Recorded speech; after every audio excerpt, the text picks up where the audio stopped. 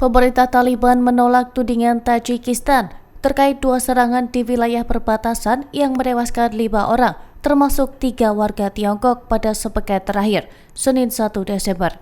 Pernyataan penolakan itu disampaikan oleh Menteri Luar Negeri Afghanistan, Amir Khan Muttaqi, sehari setelah Presiden Tajikistan, Emomali Rahmon, menyalahkan Taliban sebagai dalangnya. Rahmon sebelumnya mengecam tindakan yang disebutnya sebagai provokasi dan meminta agar langkah pencegahan diambil untuk menghindari insiden serupa. Ia juga memerintahkan peningkatan pengawasan perbatasan setelah serangan itu. Muttaqi memastikan pemerintahnya siap bertanggung jawab, menjaga keamanan kawasan dan menawarkan investigasi bilateral. Ia menegaskan bahwa Taliban tidak terlibat dalam penyerangan yang menimbulkan korban jiwa itu. Dalam pernyataannya, Muttaqi mengajak Tajikistan memperkuat koordinasi militer di wilayah perbatasan. Menurutnya, langkah bersama diperlukan guna mencegah gangguan dari kelompok yang ia sebut sebagai elemen jahat. Taliban menyebut serangan itu berpotensi merusak hubungan Afghanistan dan Tajikistan yang selama ini berlangsung stabil. Karena itu, kedua negara didorong untuk menjaga komunikasi terbuka. Muttaqi juga mengaku telah melakukan pembicaraan langsung dengan Menteri Luar Negeri Tajikistan terkait situasi tersebut. Ia menyampaikan bela sungkawa atas meninggalnya 5 korban, termasuk warga Tiongkok.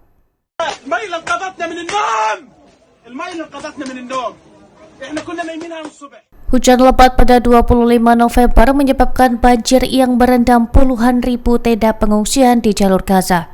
Kondisi itu memperburuk situasi lebih dari 1,5 juta warga yang telah tinggal di tenda darurat sejak agresi Israel dimulai pada 2023. Banjir membuat sejumlah tenda hanyut, sementara sebuah rumah sakit lapangan terpaksa berhenti beroperasi. Pembatasan masuknya bantuan membuat pengungsi semakin kesulitan memperoleh kebutuhan dasar di tengah musim dingin. International Networking for Humanitarian atau INH menyalurkan ribuan paket selimut kepada pengungsi, terutama anak-anak dan lansia. Kondisi cuaca menjadi ancaman serius bagi warga yang tidak memiliki perlindungan memadai. Kini, selimut menjadi kebutuhan mendesak untuk menghadapi suhu malam yang sangat dingin. Tantangan distribusi semakin berat karena hambatan logistik dan pembatasan akses dari otoritas Israel. Selain selimut, INH juga mengeksekusi program air bersih dengan menyalurkan 500 meter kubik air bagi lebih dari 166.000 warga. Kebutuhan air bersih juga menjadi prioritas karena banyak jaringan distribusi yang rusak akibat serangan Israel.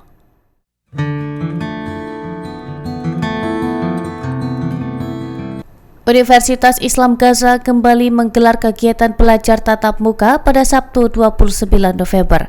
Untuk pertama kalinya sejak serangan Israel 2 tahun lalu, para mahasiswa mulai memasuki ruang kelas meskipun bangunan kampus masih rusak dan sebagian dinding belum diperbaiki. Selama 2 tahun perang, pembelajaran daring menjadi satu-satunya opsi di tengah pengungsian, pemadaman listrik, dan kerusakan fasilitas pendidikan. Kondisi itu membuat banyak mahasiswa menghadapi hambatan besar untuk menyelesaikan studi. Rektor Universitas Islam Gaza, Asad Yosef Asad, menyebut hari pembukaan ini sebagai momen bersejarah. Ia mengatakan masyarakat Gaza tetap mencintai pendidikan meski genosida telah meninggalkan luka mendalam. Data lembaga setempat menunjukkan bahwa lebih dari 165 sekolah dan universitas hancur, sementara hampir 400 lainnya mengalami kerusakan sebagian. Dampak itu melumpuhkan sektor pendidikan dan membuat banyak ruang belajar tak dapat difungsikan. Sebagian bangunan kampus juga menjadi tempat tinggal sementara bagi ratusan keluarga yang kehilangan rumah. Pihak universitas meminta solusi pemukiman agar proses belajar tidak terganggu. Asad menjelaskan bahwa mahasiswa dari Fakultas Kedokteran dan Ilmu Kesehatan menjadi kelompok pertama yang kembali ke kampus. Ia menegaskan bahwa rencana pembukaan penuh akan dilakukan secara bertahap.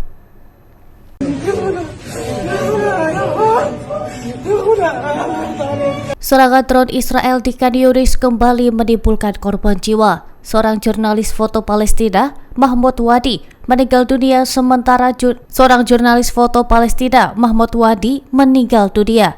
Sementara jurnalis Muhammad Abdel Fattah Aslih mengalami luka akibat serangan itu pada Selasa 2 Desember. Di tengah laporan serangan, kantor Perdana Menteri Israel Benjamin Netanyahu mengatakan telah menerima temuan dari Gaza yang diduga berkaitan dengan 2 sandera yang masih belum dipulangkan dari wilayah tersebut. Sementara pemerintah Qatar menyebut tengah berupaya mendorong Israel dan Hamas memasuki tahap baru negosiasi. Di sisi lain, tenaga kesehatan di Gaza mengaku masih menghadapi kekurangan obat-obatan dan peralatan medis meski gencatan senjata berlangsung selama 7 pekan terakhir. Kondisi ini dinilai menghambat layanan bagi warga yang terluka dan sakit. Ketegangan di wilayah pendudukan juga meningkat setelah 2 remaja Palestina tewas ditembak tentara Israel dalam insiden terpisah di Hebron dan Ramallah. Kini situasi keamanan di tepi barat dilaporkan semakin memburuk.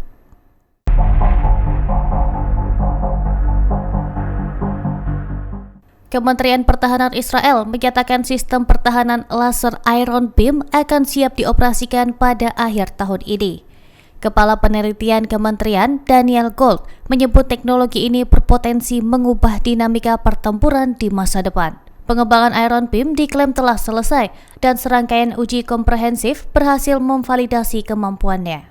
Namun kementerian tidak mengungkapkan detail lebih lanjut terkait implementasi operasional sistem tersebut. Pengumuman ini muncul ketika militer Israel meningkatkan serangan terhadap Hizbullah meski gencatan senjata masih berlaku.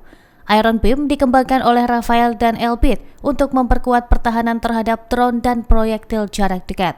Sistem ini dirancang melengkapi Iron Dome yang selama ini menjadi pertahanan utama Israel terhadap roket.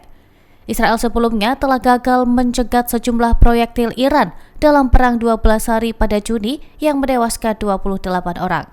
Rafael menyebut Iron Beam mampu menetralkan ancaman dengan laser berenergi tinggi secara cepat dan murah. Dengan daya 100 kW, Iron Beam diharapkan menjadi sistem laser kelas tinggi pertama yang siap beroperasional. Dikutip Rabu 3 Desember.